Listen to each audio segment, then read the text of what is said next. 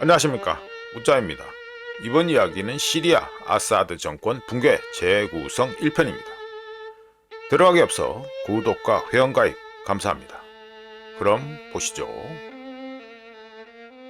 아사드가 끝까지 가겠다는 마음을 먹었을 경우 러시아는 마지막 순간까지 시리아 내전에 개입할 수 있었으며 이란 역시 그랬을 것이라고 우짜는 봅니다. 관련해서 세르게이 라브로프 러시아 외교장관은 아사드 정권이 붕괴하기 하루 전인 2024년 12월 7일 도하 포럼에서 지정학적 목적으로 테러리스트를 사용하는 것은 용납할 수 없다라는 발언을 했습니다. 그러면서 라브로프는 2015년에 제시되어 2023년까지 유지되면서 시리아 내 진짜 온건파 반군 및 아사드 정권 반대 세력을 포함하는 데 사용되었던 아스타나 플랫폼을 언급하면서 시리아에 있는 진짜 아사드 반대 세력이 시리아 문제 해결의 일부로 여겨지길 원한다라고 말했고요. 그러면서 테러리스트 집단과 그들은 거리를 두어야 한다라고 지적했습니다. 즉 2024년 12월 7일에 나온 라브로프의 발언을 통해 러시아의 시리아 내전 개입 카드가 여전히 유효하며 아사드의 요청이 있을 경우 마지막 순간까지 러시아가 개입할 수도 있었다는 점을 추측할 수 있습니다. 아사드 정권 붕괴를 앞두고 지난 몇 달 동안 러시아와 이란은 2024년 12월과 같은 종류의 위험, 리스크와 아사드 정권의 취약성을 인지한 후 아사드가 온건파 반군을 포함한 정치적 반대 세력과 협력하고 반대로 테러리스트들을 고립시켜야 한다고 주장했습니다.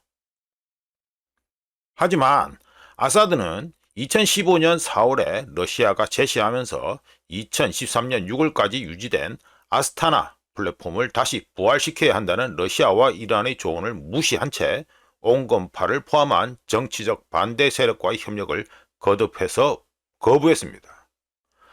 아사드가 러시아와 이란의 조언을 무시한 그 순간부터 아사드가 권력에서 물러나는 첫 번째 신호, 첫 번째 징후가 포착되었다고 충분히 우짜는 말할 수 있습니다.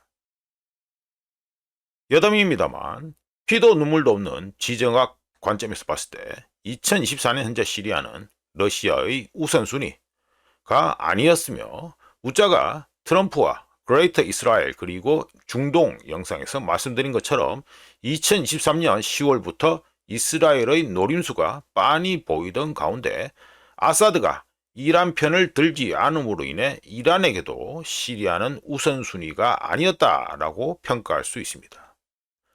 참고로 크렘린은 시리아가 러시아에 영원히 의존하지 않고 정치적, 군사적으로 자립할 수 있도록 나름 노력했다라고 우짜견적으로는 평가할 수 있습니다.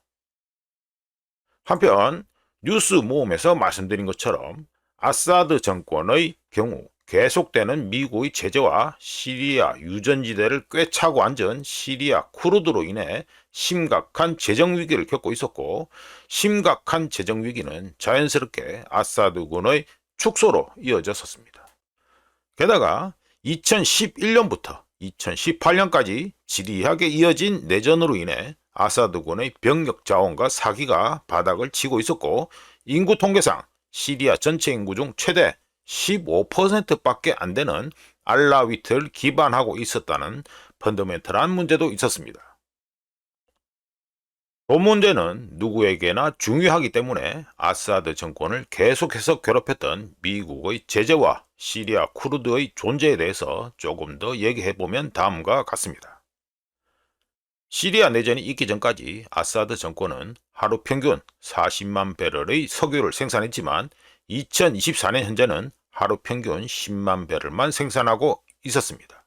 게다가 10만 배럴로 하루 평균 10만 배럴로 줄어든 석유 생산 중 75%는 미국 석유 기업과 연결되어 있는 시리아 쿠르드의 통제하에 있었다는 문제가 있지요. 참고로 쿠르드 지역에서 생산되는 7만 5천 배럴 역시 15년 전에는 하루 평균 37만 배럴까지 펌프질을 했었습니다. 하여간 하루 평균 1300만 배럴을 생산하면서 세계 1위 산유국이 된 미국이 아사드 정권을 굶겨 죽이려는 데는 다른 어떤 이유도 없이 그저 아사드 정권을 끝내버리겠다. 즉 레짐 체인지 목적밖에 없었다라고 분명히 말할 수 있습니다. 그리고 지도에서 빨간색으로 칠해진 곳들은 천연가스가 나오는 곳인데요. 시리아의 경우 시리아 내전이 터지기 전까지 연간 90억 입방미터의 천연가스를 생산했다가 시리아 내전 이후 미국의 백업을 받고 있는 SDF, 시리안 데모크래틱 포스, 즉 시리아 쿠르드가 통제하는 지역에서 연간 75억 입방미터가 생산되면서 대부분의 천연가스 수입 역시 사라지게 됩니다. 즉 시리아 내전이 터지기 전까지 시리아 국가예산에서 석유 및 천연가스 수입이 4분의 1을 차지한 데 반해서 시리아 내전 이후 시리아 국내 수요의 60%도 공급하지 못하는 지경에 빠지면서 국가 경제는 위축되고 시리아 국민들의 생활 수준은 갈수록 악화되었습니다. 이런 가운데 아사드는 군인들의 급여를 월 800달러 정도로 유지하면서 끔찍한 상황에 처한 국가로서는 매우 높은 지출을 했습니다. 하지만 경제적으로 1978년 수준으로 축소되어 되돌아가 버린 국가에서 적절한 생활 수준이나 주택 등을 기대하는 것은 불가능했으며 자연스럽게 아사드군의 사기에도 영향을 미치게 됩니다. 아시는 것처럼 단순히 월급이 높다고 하더라도 이런저런 보이지 않는 세금으로 인해 실제 시리아인들의 구매력 그리고 시리아 군인들의 구매력은 떨어질 수밖에 없었고요. 참고로 국가의 미래가 암담한 상태에서 군인들의 월급만 단순히 높게 유지한다고 정권의 미래가 보장되는 것은 아니며 상대적으로 높은 급여에도 불구하고 군인들이 싸우겠다는 사기를 잃을 때까지 정권을 굶기는 것이 바로 미국의 제재, 즉 시리아 레짐 체인지 그 자체였습니다. 분량이 많기 때문에 다음으로 넘기기에 앞서 우크라이나 전을 포함해 최근 전쟁들은 우리에게 많은 교훈을 주고 있으며 특히 특정 국가가 자원을 계속해서 생산할 경우 제재가 효과가 없다는 분명한 교훈을 주고 있습니다. 왜냐하면 러시아가 그러는 것처럼 특정 국가가 자신의 자원을 팔 의향이 있다면 적절한 가격 하에서 누구든 해당 자원을 살 것이기 때문입니다. 러시아와 반대로 자신의 자원에 액세스, 접근을 못한 상태에서 제재까지 두들겨 맞은 아사드 정권은 결국 레짐 체인지를 당할 수밖에 없었고요.